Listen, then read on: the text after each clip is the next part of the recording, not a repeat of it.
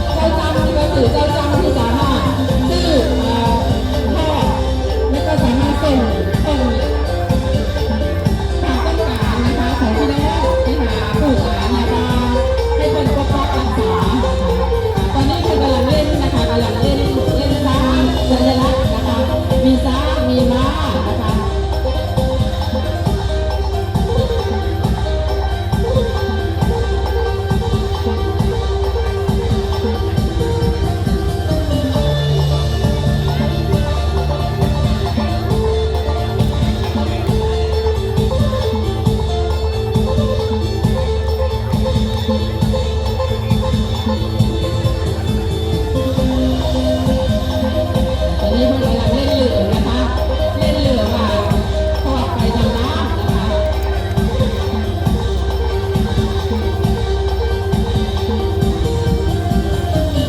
แล้วก็จะไม่มีการแสดงอย่างนี้เนาะมีแต่เหยา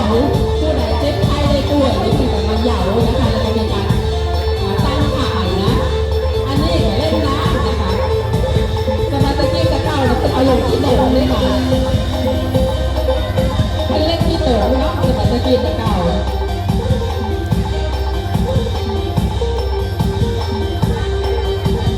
ประเพณีมอยาวนี่ถือว่าเป็นประเพณีที่ประเพณีหนึ่งที่จังหวัดนครพนมได้ประกาศขึ้นเป็นประเพณีนะคะ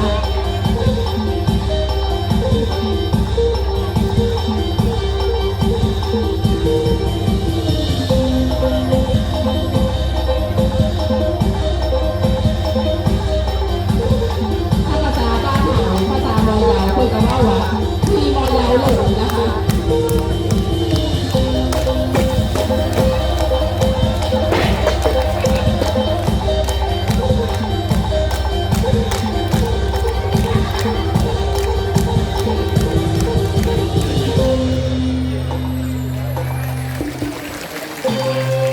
ชุดนี้ก็ถือว่าเป็นการแสดงที่สร้างความประทับใจให้กับท่านประธานในพิธีวันนี้ก็ได้เป็นประธานในพิธีเป็นผู้ว่าราชการจังหวัดนะคะผมก็ได้มาเป็นประธานในพิธีเปิดงานเนาะเป็นการส่งเสริมและพัฒนาสินค้าการท่องเที่ยวสนุกเป็นตามพันทำงานเป็นสร้างพัฒนาหนังในช่วงที่3นี่นะคะก็เป็นช่วงที่จะต้องเสิร์ฟพีบอลนะคะหรือว่าเสิร์ฟครูบาอาจารย์นะคะต้องนำไปที่เพิ่มอยู่นะคะซึ่งช่วงแรกนั้นเขาได้เสิร์ฟเป็นหลุมหมานะคะต้องเสิร์ฟเพื่อไปอยู่ต้องไปอยู่คือเก่านะคะ นิสาเกตโตให้คนย่อปากเก่าถามมีแต่หัวยามน้ำยศปรากฏไก่สุขสดใสบ่มีเฮากว่าคนเขาทั้งไทย การแสดงอยู่ในพระธาตุสีถุงนะคะซึ่งเป็นพระธาตุประจำวันเกิดของผู้ที่เกิดวันอังคารนะคะเขาจะมาอยู่ผลของวันอังคาร ความจิตเป็นยิ่งบุญยาสิมีทอกินให้หายสิ้นแก่ทา ผู้ใดก็ได้เกิดวันอังคารและสามารถที่จะมาขอพรจากพระธาตุสีถุงได้นะคะ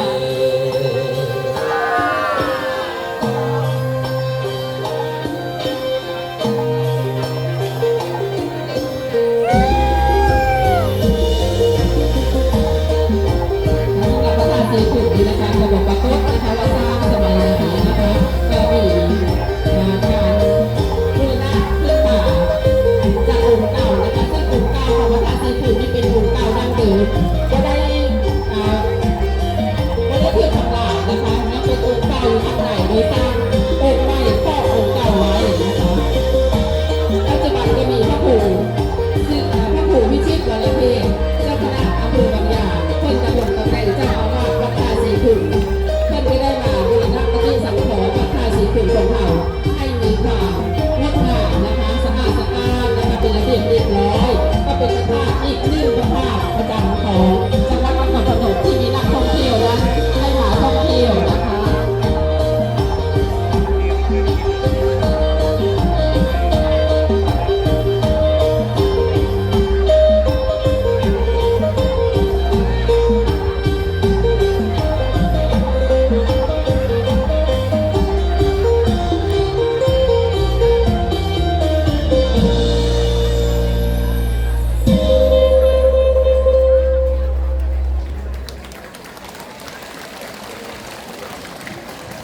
ครับจบไปสำหรับการแสดงนะครับยิ่งหอยวัฒนธรรมนะครับของโรงเรียนนาแก่สามัคคีวิทยาโดยการนำของท่านผู้บริการสิริพงษ์ทักษิณโรจน์ครับลำดับต่อไปนะครับจะเป็นการอัญเชิญเครื่องสักการะบูชานะครับไหว้องค์พระธาตุสีโคนนะครับโดยจะมีคณะถือเครื่องบูชานะครับแล้วก็จะมีคณะนำเครื่องขออนุญาตเรียนเชิญนี่ครับ ก็มีเครื่องบูชานะคะก็มีสมาชิกจากชมรมผู้สูงอายุเทศบาลตำบลแกที่ท่านได้เตรียมเครื่องบูชาไว้เรียนเชิญท่านได้ยืนแถวเลยนะคะ หยุดตัวได้เลยนะคะแล้วก็เดี๋ยว แม่ๆนะคะ นะคะแม่ๆนะคะที่ท่านได้เตรียมเครื่องสักการะนะคะได้ยืนแถวก่อนนะคะหลังจากนั้นก็จะได้เดินเข้าไปสักการะบูชาคุณพระธาตุเสกลค่ะ